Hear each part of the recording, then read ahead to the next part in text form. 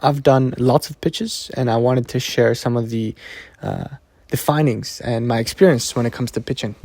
Now, pitching it can be fun, but it can also be extremely nerve-wracking. Pitching is great if you are an early stage founder and you need to get your idea out there. First, I will say, do not be afraid to share your idea. I believe there's a statistic that if you have an idea, because there's 9 billion of us, it's very likely that around 20,000 people will have had the same exact idea. So don't think it's revolutionary and you're the only one with that idea. So what I wanted to say today is all about how to build a pitch.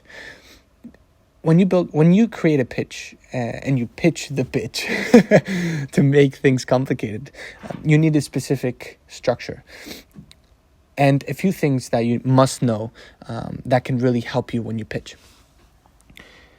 These, by the way, are things that I did not know and I had to learn the hard way. And sometimes I remember one of the biggest pitches I'd ever done was about 80 people at the time. And I did not know, and this is my very first point, is know who you're talking to. I had no idea who I was talking to. Oh, I thought I did, but it was completely different. What happened was that I was actually speaking to a specific demographic that had no idea as to what mergers and acquisition, which was the topic, is what it is.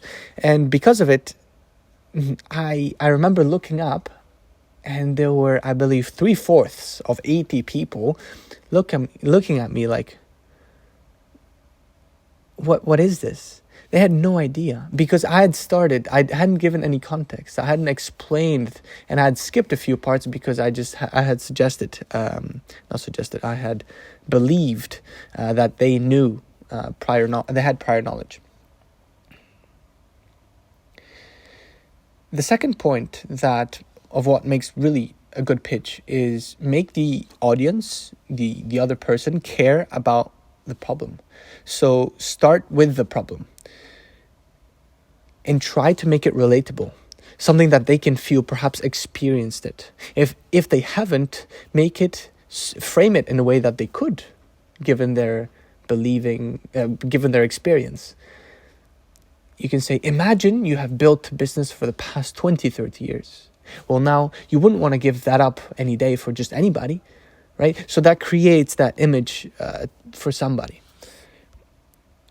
Now, what's also important, especially if you have really little amount of time, is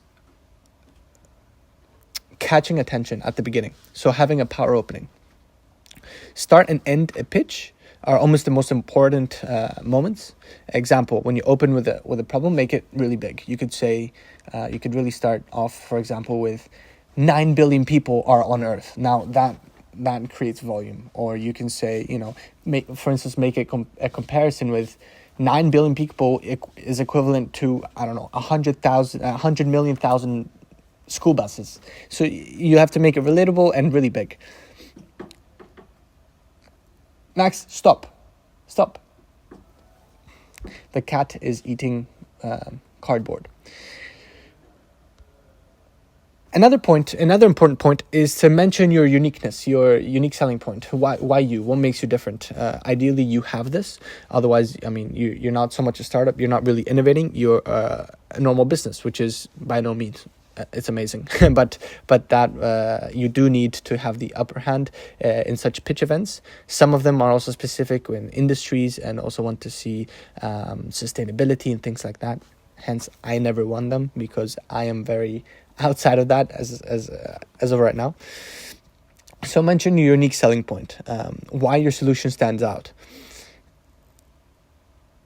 And adapt the sort of language to the audience that you have.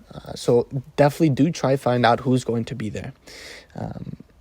For instance, maybe don't use abbreviations if they don't know what you're talking about, or explain them.